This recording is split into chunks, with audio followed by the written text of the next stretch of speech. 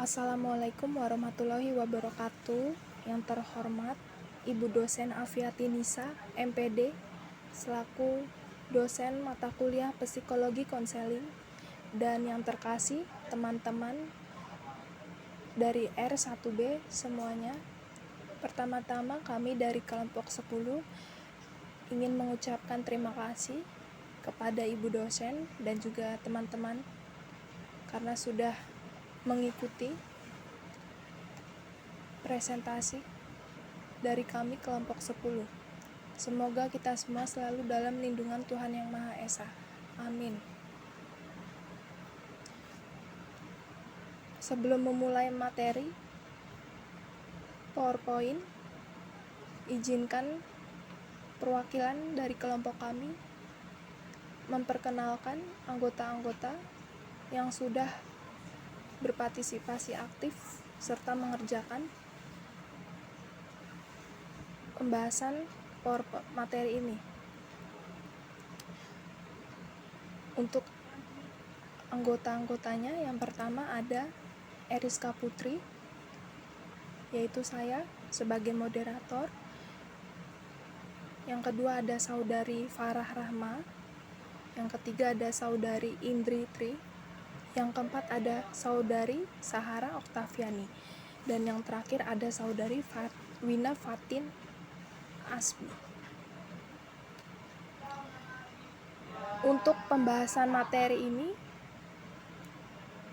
kelompok 10 akan membahas materi berjudul Dinamika Psikologis dalam Bimbingan dan Konseling. Untuk pembahasan materi pertama akan dijelaskan oleh Saudari Farah Rahma.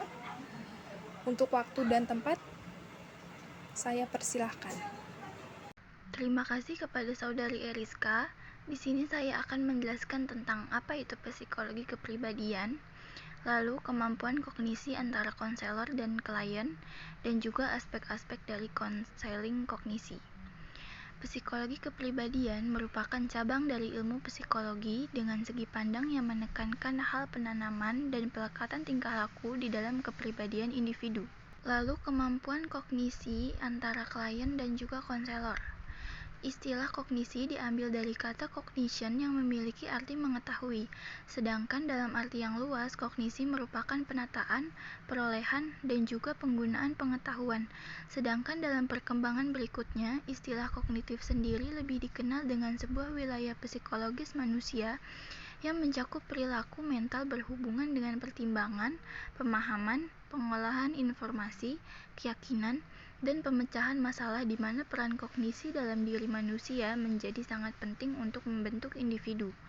Adapun aspek kognisi terbagi menjadi beberapa jenjang atau tahapan, seperti remembering atau mengingat.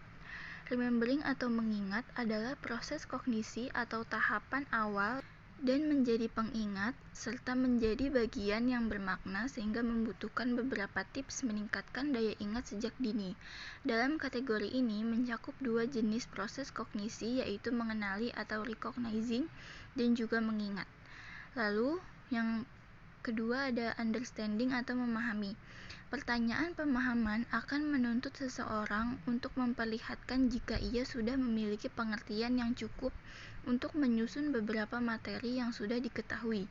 Setiap orang juga harus memiliki fakta yang cocok untuk bisa menjawab pertanyaan. Jawaban dari seseorang nantinya tidak hanya digunakan sebagai pengingat kembali sebuah informasi, akan tetapi lebih kepada memperlihatkan pengertian pada materi yang sudah diketahui. Kata lain dari memahami atau understanding yang dimaksud di sini adalah meringkas, menafsirkan, menjelaskan, dan juga mengklasifikasikan. Lalu pada poin 3 ada applying atau penerapan. Mengaplikasikan berhubungan erat dengan pengetahuan prosedural, tetapi tidak berarti jika kategori tersebut hanya sesuai pada pengetahuan prosedural saja. Kategori ini juga meliputi dua macam proses kognitif, yakni menjalankan dan juga melakukan implementasi. Sedangkan menerapkan yang dimaksud di sini adalah menjalankan, mendeteksi, melakukan, mempraktekkan, membedakan, memulai, menyusun, dan juga menyelesaikan. Lalu pada poin selanjutnya ada analyzing atau menganalisis. Analisis atau analyzing yang masuk dalam psikologi sastra ini menguraikan tentang sebuah masalah atau objek pada beberapa unsur dan menentukan bagaimana keterkaitan antara beberapa unsur tersebut. Menganalisis yang dimaksud di sini adalah mengubah struktur, membandingkan, menyusun outline, melakukan organisir, menyusun ulang, membuat kerangka, mengubah struktur, dan juga menguraikan. Lalu pada poin selanjutnya ada evaluatif atau mengevaluasi. Melakukan evaluasi atau evaluatif merupakan pertimbangan yang dilakukan atas dasar kriteria dan juga standar yang ada. Proses kognisi pada hal ini terdiri dari dua kategori, yakni memeriksa dan juga melakukan kritik. Kata mengevaluasi yang dimaksud di sini adalah memberikan kritik, menyusun hipotesi, menguji, menilai, menyalahkan, memprediksi, dan juga membenarkan. Lalu ada menentukan teknik komunikasi konseling. Arah pembicaraan konseling yang sudah ditentukan selanjutnya diharapkan bisa memilih teknik komunikasi konseling terbaik.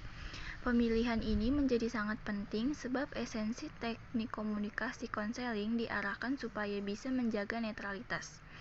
Jika teknik komunikasi yang digunakan tidak tepat, maka akan meningkatkan resiko kegagalan dalam proses konseling mengingat inti dari sebuah konseling adalah komunikasi. Lalu poin berikutnya, clearing the ground. Clearing the ground merupakan proses konseling beberapa strategi yang jauh lebih spesifik. Konselor nantinya akan melakukan eksplorasi banyak introyeksi, berbagai modifikasi kontak yang sedang dilakukan, dan juga unfinished business. Dalam tahapan ini, konselor akan secara berkelanjutan untuk membangkitkan sekaligus mendorong seseorang untuk bisa mengungkapkan ekspresi pengalaman dan juga emosi dalam psikologi untuk meningkatkan tanggung jawab, kesadaran, dan juga memahami unfinished business. Dalam memiliki kemampuan kognisi ini, maka seseorang bisa dilihat sebagai orang yang bisa membangun pengetahuan sendiri mengenai dunia. Sedangkan menurut Piaget, seseorang anak memiliki peran aktif dalam menyusun pengetahuan mengenai realitas sehingga seseorang tidak menjadi pasif saat menerima informasi yang diperoleh dari pengalaman untuk diadaptasikan pada pengetahuan. Sekian materi yang dapat saya sampaikan, selanjutnya akan dilanjutkan oleh Eriska.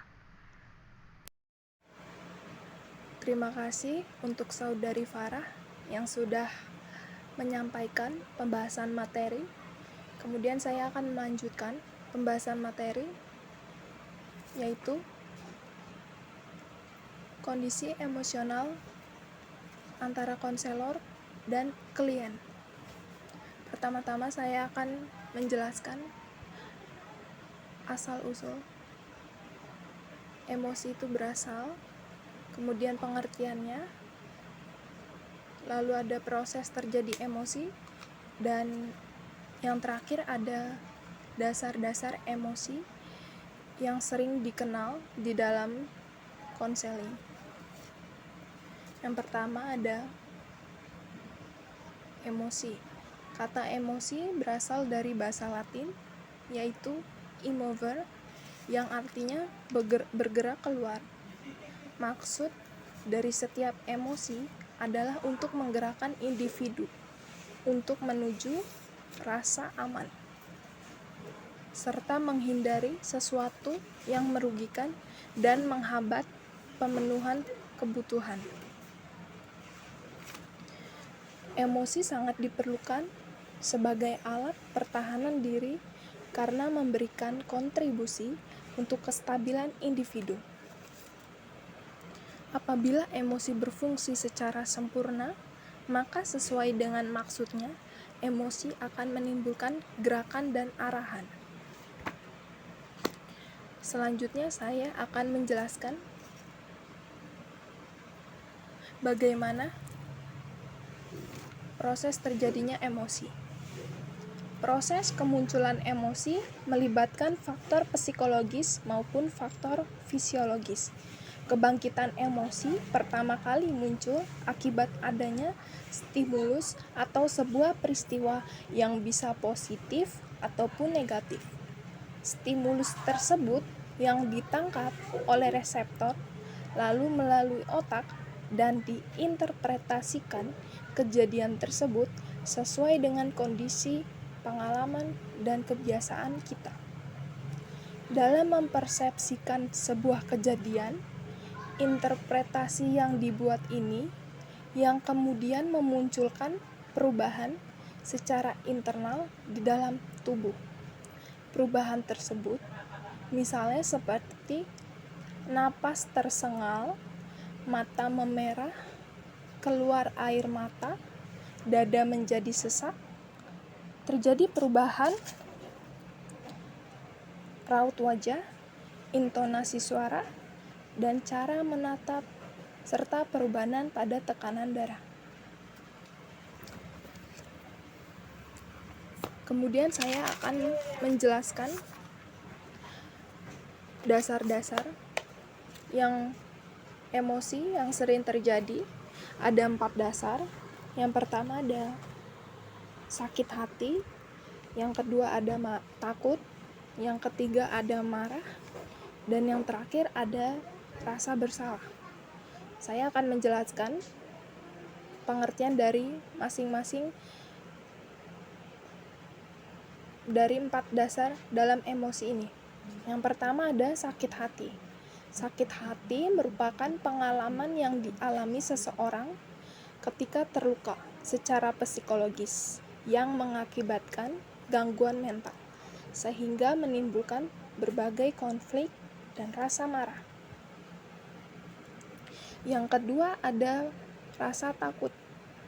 Rasa takut timbul dari antisipasi terhadap ancaman fisik atau psikologis.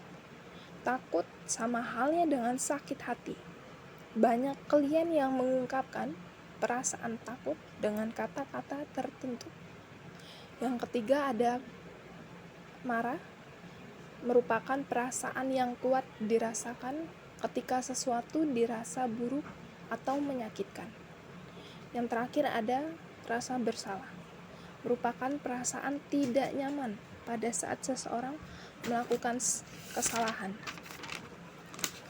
Tugas konselor adalah dapat membantu klien untuk mengakui segala kemungkinan permasalahan yang terjadi di dalam klien, sehingga klien dapat memecahkan masalah dan juga memperbaiki diri dengan adanya landasan agama. Selain itu, konselor juga dapat membantu klien untuk memperbaiki perbuatan, tindakan yang buruk yang selama ini pernah terjadi kepada klien. Sekian untuk pembahasan materi hari ini. Untuk pembahasan selanjutnya akan dijelaskan oleh Saudari Indri. Waktu dan tempat dipersilakan. Oke, di sini saya akan menjelaskan mengenai motivasi psikologi dalam konseling. Motivasi ini berasal dari kata motif yang artinya dorongan atau daya penggerak yang muncul pada individu.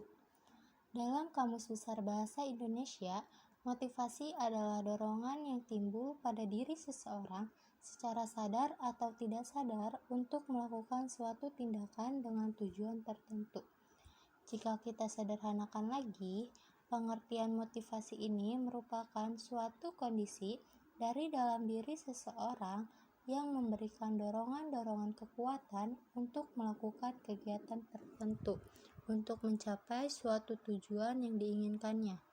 Menurut Sumadi Suryabrata, dalam buku Psikologi Pendidikannya mengatakan, motivasi belajar adalah suatu keadaan yang terdapat dalam diri seseorang yang mendorongnya untuk melakukan aktivitas belajar guna pencapaian suatu tujuan. Ada 7 prinsip dalam motivasi yang dapat dijadikan pedoman dalam proses belajar, yaitu sebagai berikut. Yang pertama, prinsip kompetisi. Prinsip ini adalah prinsip persaingan secara sehat baik inter maupun antar pribadi. Kompetisi interpribadi adalah kompetisi dalam diri pribadi masing-masing dari tindakan atau unjuk kerja dalam dimensi tempat dan waktu. Sedangkan kompetisi antar pribadi adalah persaingan antara individu yang satu dengan yang lain. Salah satu bentuk persaingan yang saat ini adalah perlombaan karya tulis, lomba menjadi siswa teladan, lomba keterampilan, dan lain-lain. Yang kedua, prinsip pemacu. Prinsip ini merupakan dorongan untuk melakukan berbagai tindakan. Tindakan akan terjadi apabila ada pemacu tertentu. Pemacu ini dapat berupa informasi, nasihat, amanat, peringatan, percontohan, dan lain-lain. Dalam hal ini, motif teratur untuk mendorong agar selalu melakukan berbagai tindakan dan unjuk kerja dapat melalui konsultasi pribadi, nasihat atau amanat dalam upacara, ceramah keagamaan, bimbingan, pembinaan, dan lain sebagainya. Yang ketiga, prinsip ganjaran dan hukuman. Ganjaran yang diterima seseorang dapat meningkatkan motivasi untuk melakukan sesuatu yang menimbulkan ganjaran itu. Misalnya, pemberian hadiah kepada siswa yang berprestasi. Selain prinsip ganjaran, prinsip hukuman juga dapat menimbulkan motivasi siswa untuk tidak lagi melakukan tindakan yang menyebabkan hukuman itu. Yang keempat, prinsip kejelasan dan kedekatan tujuan. Dalam prinsip ini, konselor dapat membantu klien dalam memahami tujuannya secara jelas. Caranya adalah dengan membantu tujuan-tujuan yang masih umum dan jauh menjadi tujuan yang khusus dan lebih dekat. Yang kelima, pemahaman hasil. Dalam uraian di atas telah dikemukakan bahwa hasil yang dicapai seseorang merupakan feedback dari apa yang telah dilakukannya, dan itu semua dapat memberikan motivasi untuk melakukan tindakan selanjutnya. Nah, feedback ini akan sangat bermanfaat untuk mengukur derajat hasil belajar yang telah dihasilkan untuk keperluan perbaikan dan peningkatan selanjutnya. Yang keenam, pengembangan minat. Minat ini dapat diartikan sebagai rasa senang atau tidak senang dalam menghadapi suatu objek. Prinsip dasarnya adalah motivasi seseorang cenderung akan meningkat apabila yang bersangkutan memiliki minat yang besar dalam melakukan tindakannya. Dan yang ketujuh, lingkungan yang kondusif. Lingkungan kerja yang kondusif, baik lingkungan fisik, sosial, maupun psikologi, dapat menumbuhkan dan mengembangkan motif untuk bekerja dengan baik dan produktif. Nah, lingkungan fisik, psikologi seperti kebersihan ruangan, tata letak, fasilitas, dan sebagainya. Demikian juga lingkungan sosial, psikologi seperti hubungan antar pribadi, kehidupan kelompok, kepemimpinan, promosi, bimbingan, kesempatan untuk maju, kekurangan, dan sebagainya. Oke, pembahasan mengenai tentang aspek-aspek psikologi ini sudah selesai dan akan dilanjutkan pada penjelasan berikutnya, yaitu komunikasi dalam konseling yang akan disampaikan oleh teman saya bernama Sahara Octavian. Kepada Sahara, saya persilakan. Di sini saya akan menjelaskan tentang guru bimbingan dan konseling untuk memotivasi klien. Di sini dilihat banyaknya masalah dan kesulitan yang dialami oleh siswa dalam belajar dikarenakan kurangnya motivasi. Ada beberapa upaya yang dilakukan oleh guru BK dalam memotivasi siswa, di antaranya. Yang pertama, mengenalkan siswa pada kemampuan yang ada pada dirinya sendiri, biasanya dengan cara melatih potensi-potensi yang dimiliki siswa tersebut. Yang kedua, mengenalkan siswa untuk merumuskan tujuan belajarnya. Ada 4 tahapan dalam pembelajaran. Yang pertama, audiens. Audiens adalah siswa. Meski secara bahasa audiens adalah pendengar, tetapi di sini audiens merupakan subjek sekaligus objek. Dengan demikian, perumusan tujuan pembelajaran harus menempatkan siswa sebagai pusat.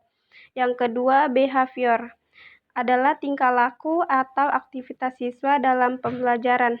Dengan kata lain, KKO atau kata kerja operasional. Biasanya aktivitas siswa seperti memahami, mendemonstrasikan, menelaah, menerapkan, dan lain-lain. Dalam sebuah aktivitas pembelajaran, siswa lebih fokus pada satu perbuatan, sehingga pembelajarannya lebih optimal. Yang ketiga, condition yang berarti keadaan, yang dimana keadaan siswa sebelum dan sesudah melakukan kegiatan pembelajaran, serta persyaratan yang perlu dipenuhi agar hasil yang diharapkan tercapai. Yang keempat, degree. Degree berarti perbandingan, yaitu membandingkan kondisi sebelum dan sesudah belajar. Yang ketiga, menunjukkan kegiatan-kegiatan atau aktivitas yang dapat mengarahkan bagi pencapaian tujuan belajar, biasanya seperti berdiskusi dan menjawab pertanyaan, dan lain sebagainya. Yang keempat, mengenalkan siswa dengan hal-hal yang baru atau menghidupkan kembali rasa ingin tahu siswa untuk beraktivitas belajar, yaitu dengan menciptakan sesuatu yang baru akan terus memancing imajinasi siswa serta dapat mengembangkan pemikiran kreatif pada siswa. Contohnya, guru dapat memberikan proyek. Dari sebuah proyek itu, siswa tersebut akan banyak berimajinasi dan menuangkan ide-ide kreatifnya. Selanjutnya, komunikasi dalam konseling. Menurut Dench, dalam Suryanita 2011, komunikasi dalam konseling adalah suatu proses pemindahan informasi antara dua orang manusia, yaitu konselor dan konseli, atau lebih yang menimbulkan respon dengan menggunakan simbol-simbol yang dipahami bersama. Di sini dapat disimpulkan bahwa komunikasi dalam konseling merupakan suatu proses pemindahan atau penyampaian informasi, pikiran, dan sikap antara konselor dan konseli yang terjadi dalam konteks tertentu, sehingga mempunyai pengaruh tertentu dan ada kesempatan untuk melakukan umpan balik sehingga dapat meningkatkan pemahaman informasi di antara kedua belah pihak. Selanjutnya akan dijelaskan oleh Wina. Selanjutnya, saya akan menjelaskan tentang jenis komunikasi yang dapat digunakan dalam proses konseling. Yang pertama itu ada komunikasi verbal, yaitu seni mendengar dan seni bertanya, mencakup pemilihan waktu, kata, dan jenis pertanyaan. Pertanyaan yang dilontarkan diupayakan untuk terus menjaga diskusi berjalan bebas untuk mengklarifikasi dan memvalidasi. Efektivitas mendengarkan memampukan konselor memanfaatkan keterampilan verbalnya dalam konseling. Keterampilan ini meliputi penggunaan respon-respon perhatian yang menyeratkan kepada klien kalau Anda tengah menyimak semua hal yang dikatakannya, seperti "saya paham", dan apa yang disebut respon-respon stimulus atau respon-respon yang mendorong klien meneruskan komentarnya.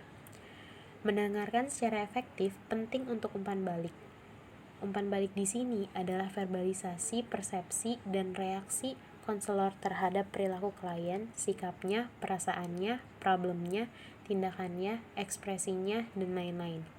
Umpan balik menawarkan bagi konselor peluang untuk meringkas dan memensahikan secara periodik apa yang sudah dikatakan dan memastikan konselor dan klien sama akuratnya menerima pesan masing-masing sebelum melangkah lebih jauh di dalam proses konseling. Yang juga penting di dalam komunikasi verbal adalah seni bertanya. Keahlian bertanya mencakup pemilihan waktu, kata, dan jenis pertanyaan. Konselor yang ahli tidak akan melontarkan pertanyaan yang akan menghentikan, mengubah, atau melambatkan diskusi klien tentang problemnya. Pertanyaan yang dilontarkan malah diupayakan untuk terus menjaga diskusi berjalan bebas. Jenis pertanyaan yang digunakan mestinya juga tepat untuk mendapatkan hasil yang diinginkan. Pertanyaan terbuka yang menyediakan kesempatan bagi klien mengekspresikan perasaannya lebih jauh, menyediakan detail lebih besar bagi konselor, dan mendapatkan pemahaman baru bagi keduanya. Sedangkan pertanyaan tertutup seperti, apakah Anda akan kembali lagi minggu depan? Dimaksudkan untuk memperoleh jawaban singkat dan operasional. Konselor bisa juga menggunakan pertanyaan langsung seperti, coba ceritakan kepada saya apa rencana Anda setelah lulus sekolah nanti. Atau tidak langsung seperti, apa yang Anda pikirkan tentang alkoholisme dewasa ini, yang mengidentifikasikan problem klien secara tidak langsung. Komunikasi yang efektif juga didukung oleh pengetahuan tentang apa yang tidak boleh dilakukan. George dan Christiani Mendata penghalang-penghalang komunikasi efektif sebagai konselor sebagai berikut. Memberikan nasihat, menawarkan solusi, memberitahukan rambu moral atau menceramahi, menganalisis dan mendiagnosis, menghakimi atau mengkritik, memuji, menyepakati atau memberi evaluasi positif, dan yang terakhir menegaskan ulang. Yang kedua, ada komunikasi nonverbal. Selain melalui komunikasi verbal dengan melakukan wawancara, ada komunikasi dalam bentuk lain, yaitu komunikasi nonverbal yang juga memegang peran penting dalam kegiatan konseling. Menurut Brata, komunikasi nonverbal adalah pesan atau informasi yang tidak disampaikan secara lisan maupun tulis. Komunikasi nonverbal ini biasanya diungkapkan melalui pakaian dan setiap kategori benda lainnya, atau the object language. Komunikasi dengan gerak atau gesture sebagai sinyal atau sign language, dan komunikasi dengan tindakan atau gerakan tubuh yang disebut action language. Komunikasi nonverbal banyak pengaruhnya terhadap kegagalan atau keberhasilan konseling. Sebab setiap saat konseli mungkin saja secara tidak disadari menekan atau menentang bahasa lisannya dengan perilaku nonverbal. Suatu studi oleh Julius Fast membuktikan bahwa bahasa tubuh dapat bertentangan dengan bahasa verbal. Berikut ini beberapa bahasa isyarat dalam perilaku komunikasi nonverbal yang dikemukakan oleh Willis. Yang pertama, seperti membelalakan mata, yang artinya marah, terkejut, menentang, atau heran. Yang kedua, muka merah, yang artinya malu atau menahan marah. Yang ketiga, dahi dikerutkan serta mata agak terpejam, yang artinya menghadapi kesukaran. Yang keempat, menggosok-gosok mata, yang artinya menghadapi kesukaran atau berpikir. Yang kelima, menggaruk-garuk kepala, yang artinya sedang menahan malu atau kesal. Yang keenam, memegang kepala dengan dua tangan sambil tertunduk, yang artinya sedang merasa kecewa, menghadapi konflik, stres, atau keadaan pelik menekan. Yang ketujuh, telinga merah, yang artinya menahan malu atau marah. Dan yang terakhir, menggoyang-goyang kaki saat duduk, yang artinya sedang menahan stres. Sayangnya, kebanyakan kemampuan konselor untuk mengamati perilaku tersebut amat dibatasi oleh kurangnya sensitivitas dan latihan, serta kemampuan menangkap makna isyarat yang berasal dari gerak-gerik ekspresi konseli, sehingga kesempatan itu tidak dapat digunakan untuk membuat konselor lebih efektif dan tujuan konseling tidak tercapai dengan baik. Terima kasih Saudari Wina untuk penjelasan materinya. Baik teman-teman semuanya, demikian pembahasan materi yang sudah dijelaskan oleh anggota kelompok kami tentang dinamika psikologi dalam konseling. Untuk yang ingin bertanya, silakan bertanya di kolom komentar yang sudah disediakan di Google Classroom. Terima kasih.